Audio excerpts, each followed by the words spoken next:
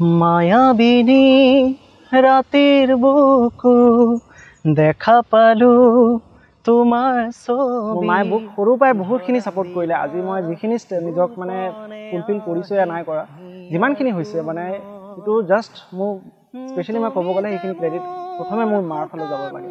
মই মানুহৰ কথা শুনি মই নিজৰ ডিচিজন কেতিয়াও চেঞ্জ নকৰোঁ।